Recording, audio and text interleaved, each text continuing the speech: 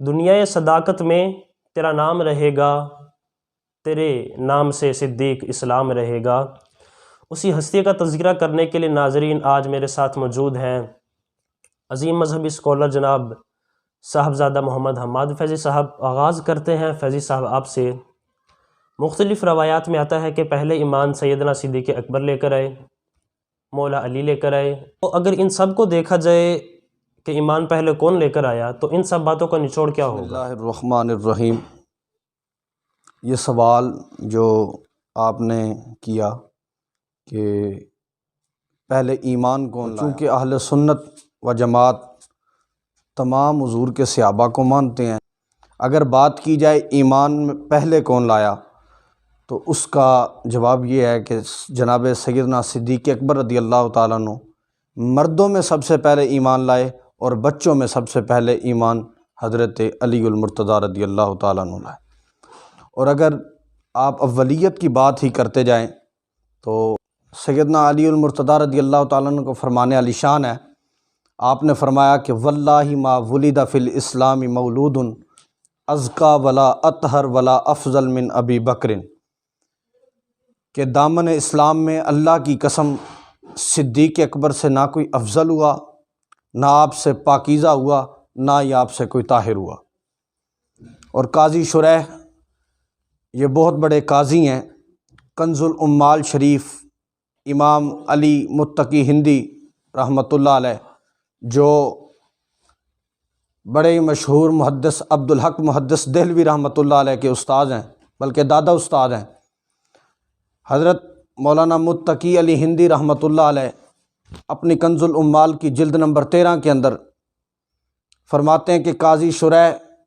نے کہا کہ واللہ اللہ کی قسم میں نے سیدنا علی المرتضیٰ رضی اللہ تعالیٰ عنہ کو کوفہ کی جامع مسجد کے منبر پر یہ بیان کرتے ہوئے سنا تھا کہ خیر ھذہ الامۃ بعد نبیھا ابو بکر ثم عمر ثم عثمان ثم انا۔ فرمایا کہ میں نے جناب علی المرتضیٰ رضی اللہ تعالیٰ عنہ کو کوفہ کی مسجد کے منبر پر بیٹھ کر یہ بیان کرتے ہوئے سنا تھا کہ سب سے زیادہ افضلیت سیدنا صدیق اکبر کی ہے، پھر ان کے بعد سیدنا فاروق اعظم کا مقام ہے، پھر ان کے بعد سیدنا عثمان غنی رضی اللہ تعالیٰ عنہ کا مقام ہے، پھر اس کے بعد میں ہوں۔ اسی طرح بخاری شریف کی حدیث لے لی جائے، جلد نمبر اول صفحہ نمبر 518 حدیث نمبر 3671 پر یہ بات موجود ہے کہ حضرت علی المرتضیٰ رضی اللہ تعالیٰ عنہ کے صاحبزادے جناب محمد بن حنفیہ جو حضرت عباس کے بھائی ہیں، حضرت حسن اور حضرت حسین کے بھی بھائی ہیں، حضرت محمد بن حنفیہ فرماتے ہیں کہ میں نے اپنے ابا جان جناب علی المرتضیٰ رضی اللہ تعالیٰ عنہ سے یہ بات پوچھی کہ ابا جان انبیاء کے بعد سب سے افضل کون ہے؟ تو سیدنا علی المرتضیٰ رضی اللہ تعالیٰ عنہ نے اپنے لخت جگر کو یہ بات فرمائی کہ بیٹا سب سے پہلا اور سب سے اول اور افضلیت میں اعلیٰ سیدنا صدیق اکبر ہیں، سب سے اعلیٰ مقام سیدنا صدیق اکبر کا ہے۔ پھر پوچھا کہ ثم من، پھر کون ہے؟ اس پر سیدنا علی المرتضیٰ رضی اللہ تعالیٰ عنہ نے جواب دیا کہ ثم عمر، پھر آپ نے اپنے اندر یہ اندیشہ کیا اور فوراً یہ جواب دیا کہ ابا جان حضرت عمر رضی اللہ تعالیٰ عنہ کے بعد تو آپ کا مقام ہوگا۔ اس پر آپ نے فرمایا کہ نہیں، کہ حضرت عمر رضی اللہ تعالیٰ عنہ کے بعد حضرت عثمان کا مقام ہے، اور میں علی حضور کی امت میں ایک عام سا آدمی۔ اور سیدنا صدیق اکبر رضی اللہ تعالیٰ عنہ غالباً آپ کی عمر پاک 18 سال تھی اور مصطفیٰ کریم صلی اللہ علیہ وسلم کی عمر پاک 20 سال تھی۔ تفسیر ساوی کے اندر یہ بات موجود ہے کہ کسی مقام پر نبی علیہ الصلوۃ والسلام کے ساتھ جناب صدیق اکبر رضی اللہ تعالیٰ عنہ کا جانا ہوا۔ ابھی نبی علیہ الصلوۃ والسلام نے اعلان نبوت نہ فرمایا تھا، اس سے پہلے کہ سفر کی بات بتا رہا ہوں۔ جب ایک وادی کے قریب پہنچے اور وادی کے نیچے سرکار علیہ الصلوۃ والسلام آرام کے لیے بیٹھے تو جناب صدیق اکبر رضی اللہ تعالیٰ عنہ نے عرض کی کہ مجھے اجازت دیں، میں اس پہاڑی کے اوپر ایک راہب جو عبادت کرتا ہے میں اسے مل کر آتا ہوں۔ آپ کے عرض کرنے پر رسول اللہ صلی اللہ علیہ وسلم نے حضرت صدیق اکبر کو اجازت دی، اور حضرت صدیق اکبر جب پہاڑی کے اوپر گئے تو راہب کو اس کے آستانے اس کی عبادت گاہ میں نہ پایا۔ جب دیکھا کہ آج راہب اپنی عبادت گاہ سے غائب ہے، ادھر ادھر تلاش کیا تو دیکھا کہ راہب اس جانب دیکھ رہا ہے، اس درخت کی طرف دیکھ رہا ہے جس کے نیچے کریم آقا علیہ الصلوۃ والسلام آرام فرما رہے ہیں۔ جناب صدیق اکبر رضی اللہ تعالیٰ عنہ نے فرمایا کہ اے راہب، آگے پیچھے تو عبادت کرتا رہتا ہے، آج اپنی عبادت گاہ سے جدا کیوں ہے؟ کہا صدیق، نیچے جو شخص بیٹھا ہے درخت کے نیچے یہ کون ہے؟ تو اس پر جناب صدیق اکبر رضی اللہ تعالیٰ عنہ نے فرمایا کہ یہ عبداللہ کا بیٹا ہے، احمد اس کا نام ہے۔ تو اس پر اس راہب نے کہا کہ واللہ، اللہ کی قسم، ہم نے جس نبی کے بارے کتابوں میں پڑھا ہے مجھے یہ وہی نبی لگتا ہے۔ حضرت صدیق اکبر فرماتے ہیں کہ اسی دن جب راہب نے مجھے یہ بات کی تھی تب سے ہی میرے دل کے اندر ایمان کی روشنی شروع ہو چکی تھی، ایمان کی چنگاری چل چکی تھی، لیکن میں اس انتظار میں تھا کہ کب نبی علیہ الصلوۃ والسلام نبوت کا اعلان کریں اور سب سے پہلے میں کلمہ۔ کنز الاموال جلد نمبر 13 کے اندر امام علی متقی ہندی رحمۃ اللہ علیہ نے اس بات کو نقل کیا کہ حضرت علی المرتضیٰ رضی اللہ تعالیٰ عنہ نماز فجر کے وقت رسول اللہ صلی اللہ علیہ وسلم کو وضو کروا رہے تھے۔ وضو کے بعد رسول اللہ صلی اللہ علیہ وسلم نے حضرت علی کی طرف دیکھا تو حضرت علی المرتضیٰ رضی اللہ تعالیٰ عنہ نے عرض کی کہ یا رسول اللہ صلی اللہ علیہ وسلم، اس بات کی وضاحت فرما دیں کہ کل قیامت کے دن آپ کی امت میں سے سب سے پہلے حساب کے لیے کسے حاضر کیا جائے گا؟ تو رسول اللہ صلی اللہ علیہ وسلم نے فرمایا کہ میری امت میں سب سے پہلے حساب کے لیے ابو بکر کو پیش کیا جائے گا۔ تو حضرت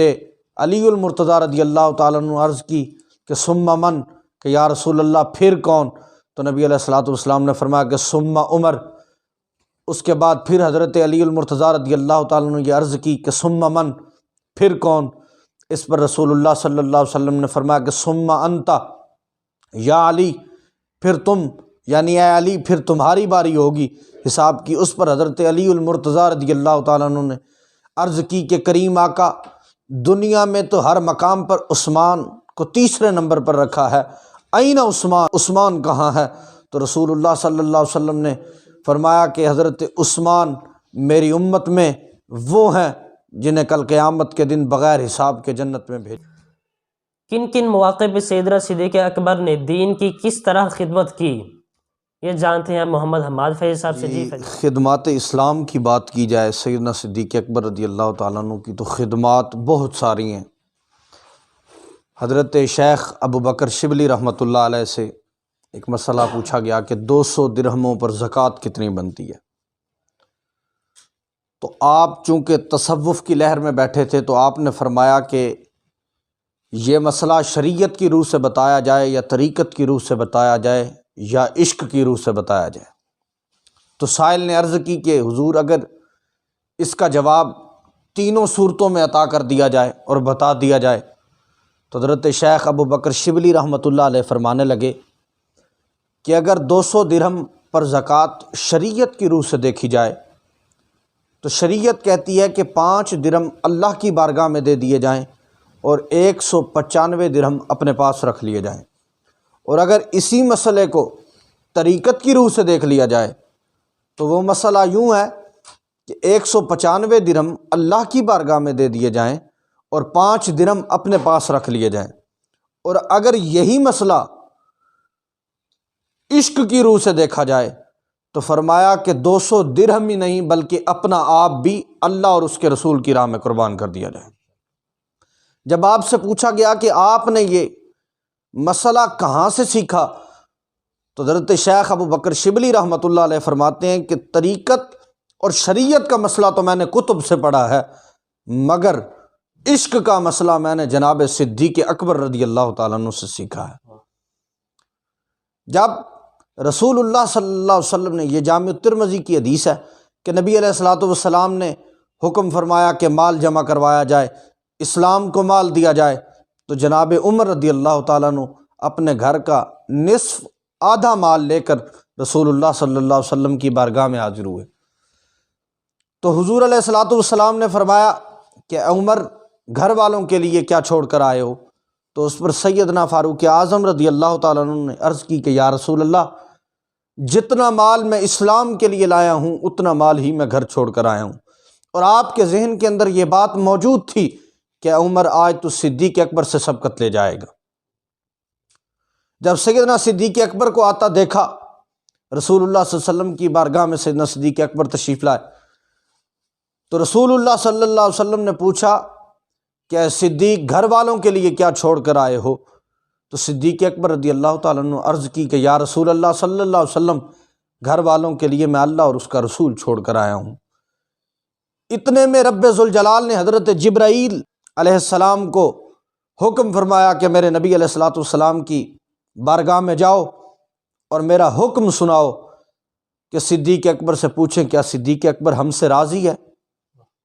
جب جبرائیل اللہ کا پیغام لے کر نبی علیہ الصلوۃ والسلام کی بارگاہ میں پہنچے اور یہ عرض کی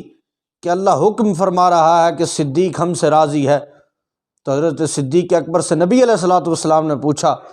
کہ صدیق اللہ کا حکم آیا ہے، کیا صدیق ہم سے راضی ہے؟ تو اس پر صدیق اکبر رضی اللہ تعالیٰ عنہ نے ہاتھ باندھے اور عرض کی کہ یا رسول اللہ، صدیق تو راضی ہے، رب سے پوچھے رب بھی راضی ہے یا نہیں۔